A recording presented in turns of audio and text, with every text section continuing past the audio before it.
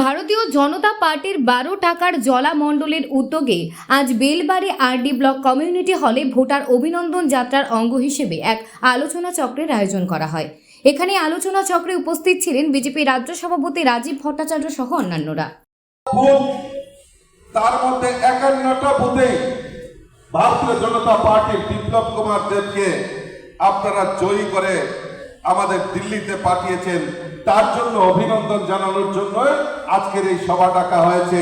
আপনাদেরকে অনেক অনেক অভিনন্দন, অনেক অনেক শুভেচ্ছা ভারতীয় জনতা পার্টির তরফ থেকে আমরা জানাই। আমরা জানি যে মোদিজি মানেই গ্যারান্টি। মোদিজি গ্যারান্টির কথা বলছেন। কার গ্যারান্টি?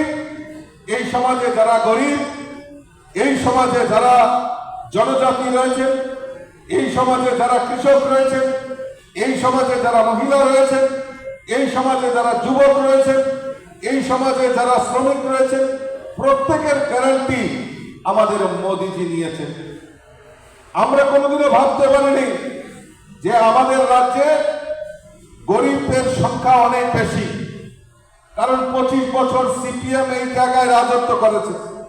আর সিপিএম এর রাজত্বে সিপিএম খালি বলতো গরিবের সরকার, গরিবের সরকার, কিন্তু গরিবদের জন্য কোনো পরিকল্পনা নেয়নি।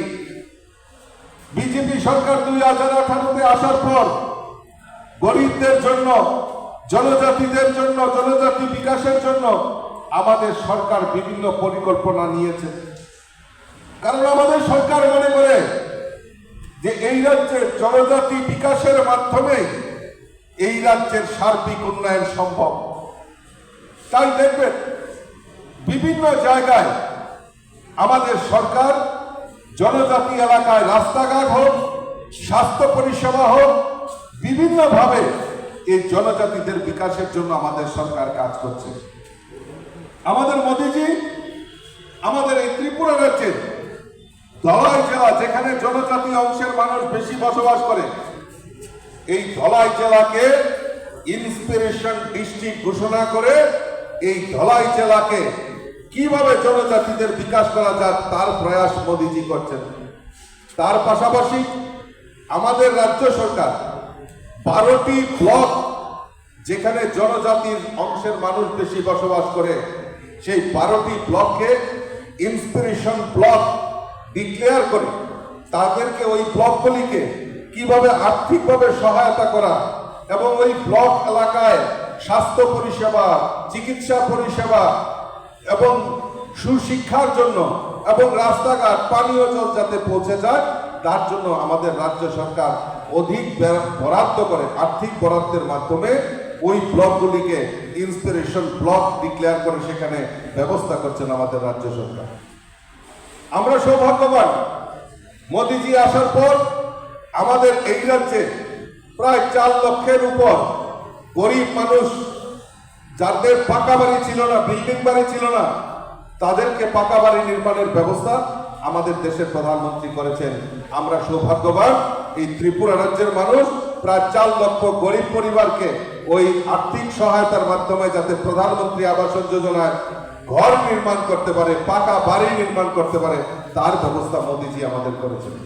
মোদিজির প্রতিশ্রুতি ছিল যে আবারও দেশের প্রধানমন্ত্রী হওয়ার পর 3 কোটি গরিব মানুষকে আমরা পাকা বাড়ি নির্মাণ করব।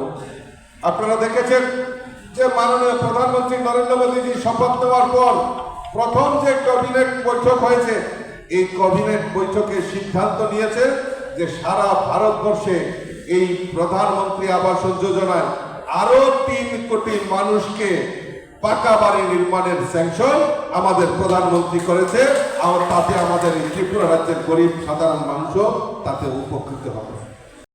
যার নেতৃত্বে আজকের এই সভা হচ্ছে, আমাদের টাকারজলা মণ্ডলের যিনি সভাপতি সম্মানিত রবীন্দ্র দেববর্মা মহোদয়, মঞ্চে উপস্থিত রয়েছেন জেলা সভাপতি গৌরাঙ্গ ভৌমিক, উপস্থিত রয়েছেন আমাদের ভারতীয় জনতা পার্টির প্রদেশ কমিটির সাধারণ সম্পাদক শ্রী বিপিন দেববর্মা, আমাদের সম্পাদিকা এবং এই জেলার যিনি প্রভারী মাননীয়া মৌসুমী দাস মহোদয়া, উপস্থিত রয়েছেন জেলা কমিটির সাধারণ সম্পাদক রাজেশ দেববর্মা, ডিভিশন সভাপতি আইপিএফটি তথা বেলবাড়ি আরডি ব্লকের চেয়ারম্যান রকেন দেববর্মা, উপস্থিত রয়েছেন জেলা সম্পাদক প্রাক্তন এই মণ্ডলের সভাপতি শ্রী নির্মল দেববর্মা, জম্পুইজলা আরডি ব্লকের ভাইস চেয়ারম্যান আইপিএফটি নেতা নিরঞ্জন কোলই এবং অন্যান্য নেতৃত্ব রয়েছে। যারা আমাদেরকে ভোট দিয়ে নির্বাচিত করেছেন তাদেরকে অভিনন্দন জানানো, তাদেরকে শুভেচ্ছা জানানোর জন্য ভারতীয় জনতা পার্টি সিদ্ধান্ত নিয়েছে। আমরা দেখি ভোট আসে, ভোট আসলে নেতারা বাড়ি বাড়ি যায়, হাত জোর করে যে আমাকে ভোট দিন, আমাকে ভোট দিন, এই চিহ্নে ভোট দিন। তারপর নির্বাচনের রেজাল্ট ঘোষণা হয়। নির্বাচন রেজাল্ট ঘোষণার পর নেতারা যারা ভোট দিয়েছে, যারা নির্বাচিত করেছেন, তাদেরকে কথা আর মনে রাখে না 5 বছর, তাদের কথা ভুলে যায়।